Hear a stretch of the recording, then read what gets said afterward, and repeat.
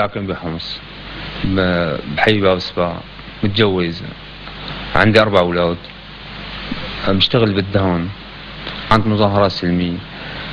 بعدين بعد فترة صارت مظاهرات مسلحة.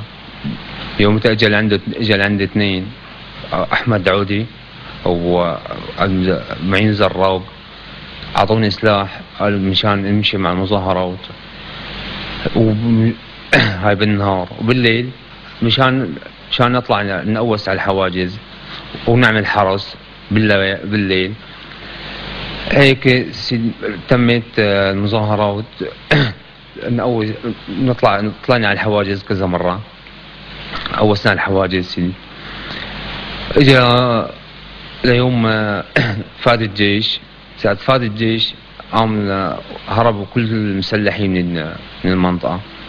ساعة هربوا طلعت أنا لحقتهم ثاني نهار. ساعة رحت ثاني نهار طلب مني شخص اسمه بلال الجن إني أنا وبلال هلال أو واحد بعيطول جمال طافش إنه نجيب له آزم من المدرسة.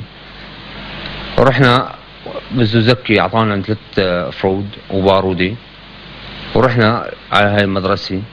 جبنا هذا الشخص الآزم، جبناه بقوة السلاح، جبناه من المدرسة، حطيناه زوزكي بيك أب، ورجعنا محل ما كنا لعند هذا الشخص اسمه بلال الجن. أعطيناه، أخذوا منه وأخذوا بلال الجن ونزلنا نحن لتحت.